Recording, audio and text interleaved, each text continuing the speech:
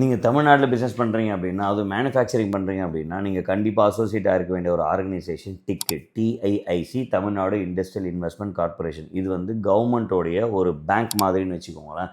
1949 ஆரம்பிக்கப்பட்ட இந்த ஒரு நிறுவனம் தமிழ்நாட்டில் இருக்கக்கூடிய தொழில்கள் மேம்படுறதுக்கும் அதுக்கான சப்போர்ட் வந்து ஃபினான்ஷியலாக கொடுக்கறதுக்கும் ஆரம்பிக்கப்பட்டது.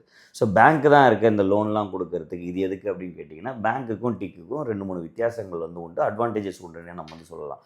நம்பர் 1 என்ன அப்படின்னு பார்த்தீங்கன்னா, நான் வந்து ஒரு எக்ஸ்பான்ஷன் வந்து போகிறேன். ₹1 கோடி டர்ன் ஓவர் பண்ணிகிட்ருக்கேன். எனக்கு ₹1.5 கோடி மிஷின் வந்து தேவைப்படுது அப்படின்னும்போது, சின்னதாக பிஸ்னஸ் பண்ணிகிட்ருக்கேன் நானும் ஒரு பெரிய எக்ஸ்பான்ஷனுக்கு போகிறேன் அப்படின்னா, பேங்க்கில் இருந்து அது வந்து சாத்தியக்கூறு வந்து மிக மிக குறைவு. அந்த ₹1.5 கோடி எனக்கு லோன் கிடைக்கிறது. ஏன்னா நான் ₹1 கோடி சம்பாதிச்சுட்டு இருக்கும்போது என்னோடய இன்கம் அப்படிங்கிறது மினிமலாக தான் இருந்திருக்கும். அந்த இன்கமில் எவ்வளோ இஎம்ஐ கட்ட முடியுன்றதை பார்ப்பாங்க.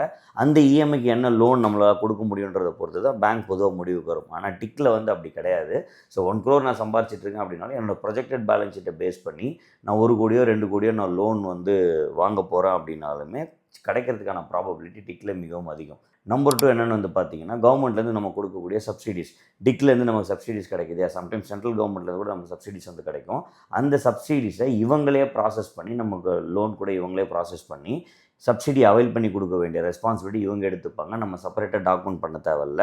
நம்ம இதே பேங்க்கில் வாங்குகிறோம் அப்படின்னும்போது சப்சிடிக்கான டாக்குமெண்டேஷன் பண்ண வேண்டியது நம்ம பொறுப்பு. டிக்கில் வந்து they will take care. Number 3 என்ன அப்படின்னு வந்து பார்த்தீங்கன்னா, கொலட்ரல் வந்து பொதுவாக ₹1 கோடி நம்ம லோன் வாங்குகிறோம் அப்படின்னா 100%, 125% கொலட்ரல் வந்து பேங்க்கில் கொடுக்க வேண்டியது இருக்கும். ஆனால் டிக்கை பொறுத்த வரைக்கும் ஒரு 25 to 50% கொலட்ரல் கொடுத்தீங்கன்னா போதும். கம்பேரிட்டிவ்லி பேங்க்கை கம்பேர் பண்ணும்போது டிக்கோட கொலட்ரல் பர்சன்டேஜ் வந்து கம்மியாக தான் வந்து இருக்கும். ஸோ இதெல்லாம் மேஜர் அட்வான்டேஜ். அகைன் பேங்க்கை கூட கம்பேர் பண்ணும்போது பேங்க்கு வந்து கரெக்ட் இல்லைன்னு நான் சொல்ல மாட்டேன். நிறைய விஷயங்கள் பேங்க்கில் எஃபெக்டிவாக இருக்கும். ஆனால் ஒரு பிஸ்னஸ் மேனாக எந்தெந்த இடத்துல என்னென்ன மாதிரி ஃபெசிலிட்டிஸ் கிடைக்குதுங்கிறத நம்ம நல்லாவே புரிஞ்சிக்கணும். ஸோ தட் அப்போ தான் நம்ம காலத்துக்கு ஏற்ற மாதிரி பெட்டராக வந்து யூட்டிலைஸ் பண்ண முடியும். ஸோ டிக்கில் இருக்கக்கூடிய சில அட்வான்டேஜ் கண்டிப்பாக நம்ம எக்ஸ்பேன்ஷன் பண்ணும்போது யூஸ்ஃபுல்லாக இருக்கும். அப்படிங்கிறதால ஒவ்வொருத்தருமே டிக்கில் வந்து அசோசியேட் ஆகிக்கோங்க. அகைன் நான் சொல்கிறேன், பேங்க்கோ டிக்கோ இந்த மாதிரி ஆர்கனைசேஷனுக்கு ப்ளஸ் அண்ட் மைனஸ் வந்து இருக்குது.